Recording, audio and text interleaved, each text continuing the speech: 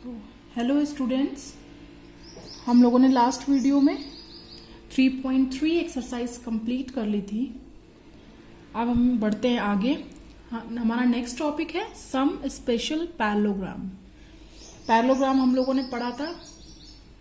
Types of quadrilateral, kinds of quadrilateral जो आपका topic था, उसके अंदर हम लोगों ने क्या पढ़ा था? ट्रापीजियम, फिर काइट, फिर पैरेललोग्राम, उसकी प्रॉपर्टीज पढ़ी थी फिर।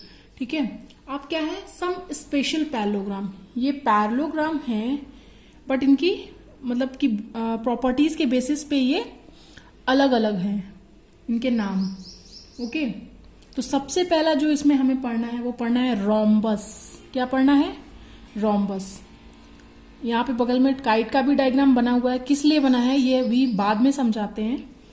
पहले तो आप इसको देखिए कि ये रोम्बस कैसा है। आपको देख के इसको क्या पता चल रहा है? जैसे कि ये साइंस बने हुए हैं, ये इससे पता चल रहा होगा कि इसकी जो चारों साइड्स हैं क्या है? वो इक्वल हैं। देख के पता चल रहा है आपको। ठीक है, तो रोम्बस क्या है?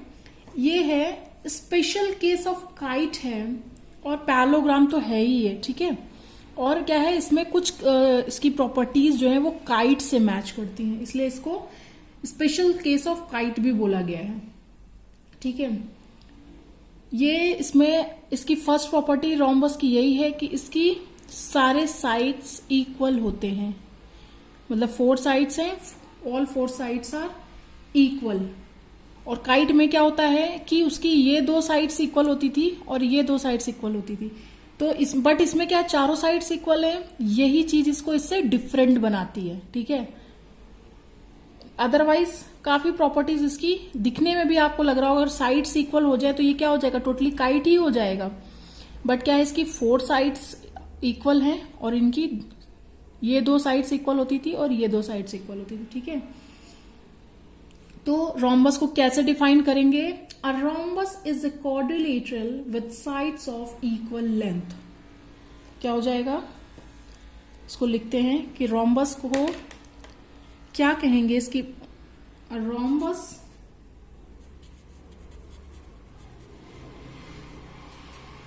Is a quadrilateral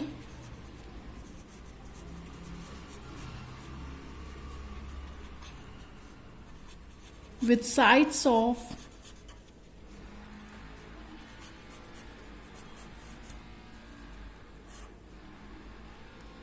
equal length।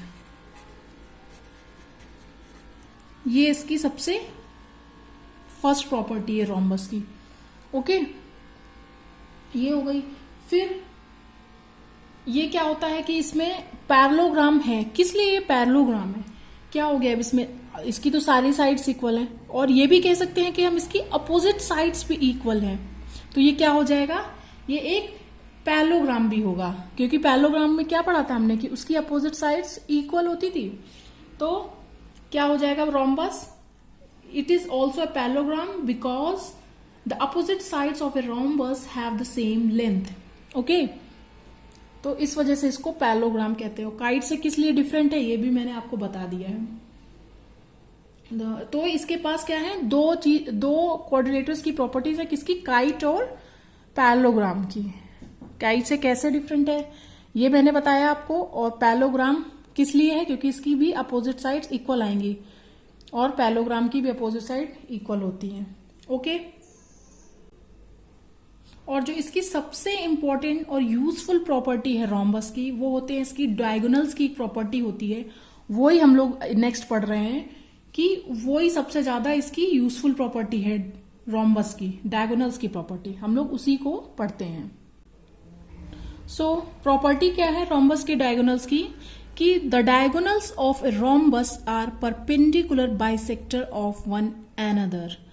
कौन से बाइसेक्टर हैं ये? परपेंडिकुलर बाइसेक्टर हैं। पैरेललोग्राम में हमने क्या पढ़ा था कि जो उसके डायगोनल्स होते हैं वो क्या करते हैं? डायगोनल्स को बाइसेक्ट करते हैं, मतलब कि उनको इक्वल पार्ट्स में डिवाइड करते हैं। ठीक है, और यहाँ पे क्या है? परपेंडिकुलर बाइसेक्टर है। इसका क्या मतलब है? 90 डिग्री पर वो बाइसेक्ट करेंगे आपस में। ठीक है, मतलब जहां पे दोनों डायगोनल्स बाइसेक्ट कर रहे हैं वहां पे ये 90 डिग्री का एंगल बनाएंगे। ये हमें यहां पर प्रूव भी करना है। ठीक है, प्रॉपर्टी तो हमने पढ़ी ली कि ये परपेंडिकुलर बाइसेक्टर होंगे रोम्बस के डायगोनल्स। अब हम इसको क्या करते हैं, प्रूव करते हैं। सो यहां पर हमने एक रोम्बस ड्रॉ करा है ABCD।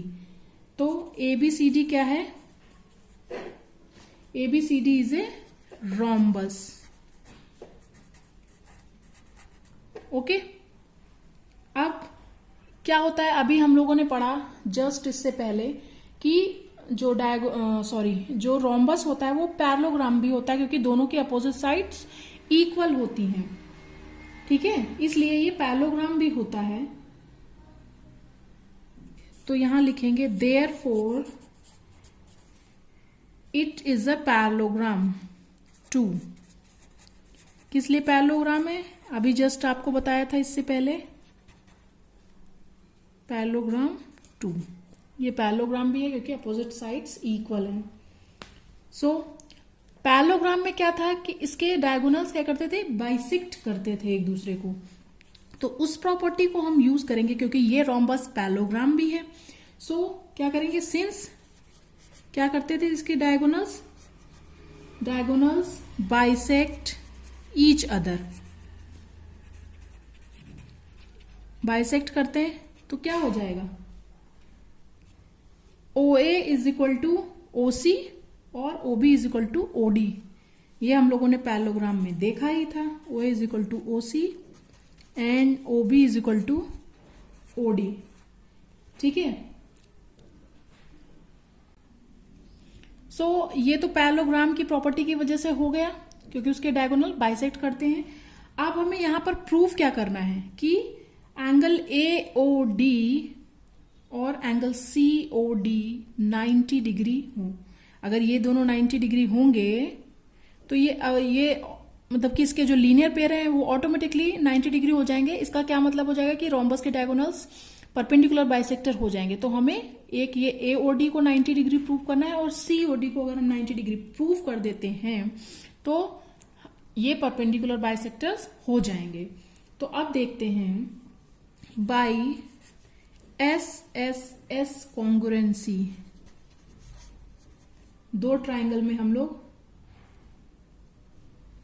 जो हमने अभी बोला, दो ट्राइंगल AOD और COD में, दो ट्राइंगल में SSS कॉन्ग्रुएंसी क्राइटेरिया को देखेंगे। ठीक है, by SSS congruency criteria triangle AOD is congruent to triangle COD। कैसे, मैं अभी बताती हूँ। ठीक है, क्या है इसमें, क्या क्या इक्वल है। आपने देखा है कि ये इक्वल क्यों है, क्योंकि ये पैरेललोग्राम के डायगोनल्स हैं, बाइसेक्ट कर रहे हैं ईच अदर को। तो मतलब OA is equal to OC, OB is equal to OD है ना। तो इसी को AOD ट्राइंगल और COD ट्राइंगल में हम देखेंगे क्या, कि AO is equal to CO। ठीक है, पैरेललोग्राम के क्या होता है, या किस लिए हो जाएंगे, क्योंकि पैरेललोग्राम के क्या करते हैं, डायगोनल्स बाइसेक्ट करते हैं ईच अदर को। सेकंड क्या हो जाएगा, AD is equal to CD, AD is equal to CD हो जाएगा। ठीक है, क्योंकि ये साइड्स हैं किसके, रोम्बस के साइड्स हैं ना, तो सारे ही इक्वल होते हैं। अभी हमने जस्ट अभी पीछे पढ़ा है कि रोम्बस के 4 साइड्स इक्वल ही होते हैं। तो ये हो गया, और OD कॉमन है, OD is equal to OD, ये तो हमारा कॉमन ही है और इक्वल भी, इसलिए इक्वल हो जाएगा। ठीक है, इसकी वजह से साइड्स, अब हमने तीनों क्या देखे हैं, साइड्स ही तो देखे हैं। ये भी साइड ही है, AD भी साइड है, OD भी साइड है, ये सब साइड्स हैं। तो SSS कॉन्ग्रुएंसी क्राइटेरिया, इसलिए साइड कॉन्ग्रुएंसी क्राइटेरिया से हमारा triangle AOD congruent to triangle COD हो जाएगा। ठीक है, जिसकी वजह से देयरफॉर ये दोनों क्या हो गए, कॉन्ग्रुएंट हो गए ट्राइंगल। तो angle AOD is equal to angle COD हो जाएगा। क्या हो जाएगा, AOD is equal to COD हो जाएगा हमारा। SSS कॉन्ग्रुएंसी क्राइटेरिया से ये दोनों ट्राइंगल हो गए कॉन्ग्रुएंट, और इसकी वजह से ये AOD is equal to COD हो जाएंगे एंगल दोनों। ठीक है, अब क्या देखेंगे, since angle AOD and angle COD are a linear pair. ये क्या है, हमारे लीनियर पेयर है कि नहीं है? AOD और COD ये हमारे लीनियर पेयर है ना, है कि नहीं है? दिख रहा होगा आपको। तो क्या हो जाएगा, angle AOD is equal to angle COD, दोनों इक्वल है और लीनियर पेयर है तो दोनों इक्वल हो जाएंगे ना। ये क्या हो जाएंगे 180, लीनियर पेयर है मतलब 180 डिग्री है दोनों का सम, और दोनों इक्वल है तो किस कंडीशन में इक्वल होंगे, जब वो 90 डिग्री के होंगे तब दोनों इक्वल हो जाएंगे और दोनों लीनियर पेयर भी होंगे, क्योंकि 90 + 90 180 हो जाएगा। ओके, इसलिए अब angle AOD is equal to angle COD is equal to 90 degree हो गया है, जिसकी वजह से हम प्रूफ कर लिए हैं कि क्या होंगे, इसके रोम्बस के डायगोनल्स क्या हो जाएंगे, परपेंडिकुलर बाइसेक्टर होंगे। ओके, हमने प्रूफ कर दिया कि ये दोनों क्या है, डायगोनल्स परपेंडिकुलर बाइसेक्टर हैं। ओके, सो इसके बाद एग्जांपल नंबर 7 दिया गया है, जिसमें कि बोला गया है RICE is a rhombus, find X, Y and Z and justify your findings, कि आप कैसे X और Y Z की वैल्यू फाइंड कर रहे हैं, उनको जस्टिफाई भी करना है। सो जैसा कि हमने देख रहे हैं कि RIC इज ए रोम्बस, तो क्या है, इसके जो डायगोनल्स हैं वो क्या है, परपेंडिकुलर बाइसेक्टर हैं, मींस इसके डायगोनल्स इक्वल पार्ट में डिवाइड हो रहे हैं।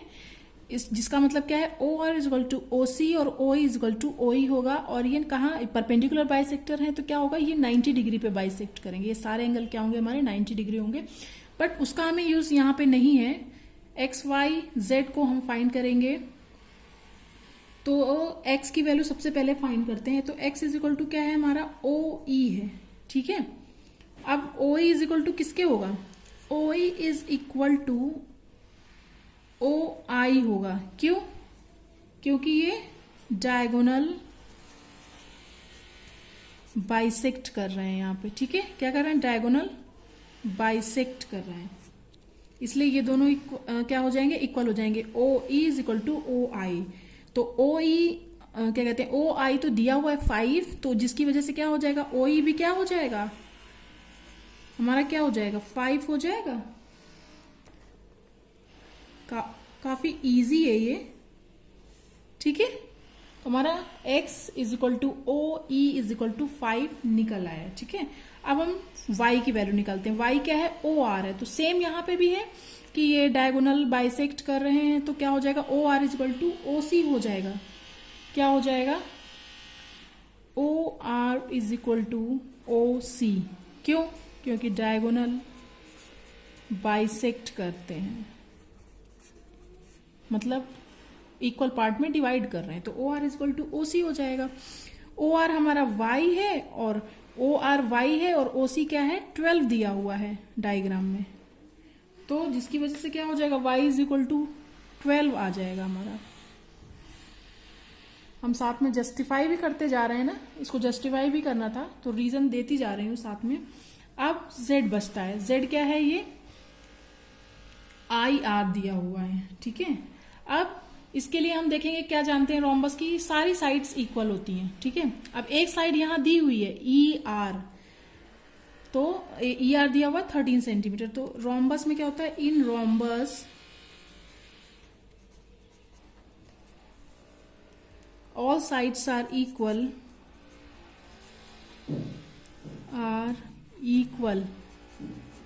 सो क्या हो जाएगा, sorry, ER is equal to RI is equal to IC is equal to CE, ये होगा। तो ER की वैल्यू हमारी दी हुई है 13 और IR हमें निकालना है। IR क्या है, Z है, तो Z is equal to ER की वैल्यू 13 है, सारे ही 13 होंगे, ठीक है। बट यहाँ पे हमें क्या है, IR निकालना है, जिसको Z यहाँ पे मार्क किया गया है, तो Z इज इक्वल टू क्या हो जाएगा, 13 हो जाएगा, क्योंकि सारी साइड्स रोम्बस की इक्वल होती हैं। ओके, सो आज हम यहीं तक रखते हैं। रोम्बस हमने कंप्लीट कर लिया है, उसका एग्जाम्पल भी देख लिया है। अब नेक्स्ट वीडियो में हम लोग रेक्टेंगल पढ़ेंगे, तब तक के लिए बाय स्टूडेंट्स। और अगर मेरा वीडियो आपको अच्छा लगा हो तो आप इसे लाइक करिएगा, चैनल को सब्सक्राइब करिएगा, अपने फैमिली और फ्रेंड्स के साथ शेयर करिएगा जिससे कि वो लोग भी इससे पढ़ सकें, और बेल आइकन भी प्रेस करिएगा जिससे कि अपकमिंग वीडियोस के अपडेट आपको मिलते रहें। Okay, bye students.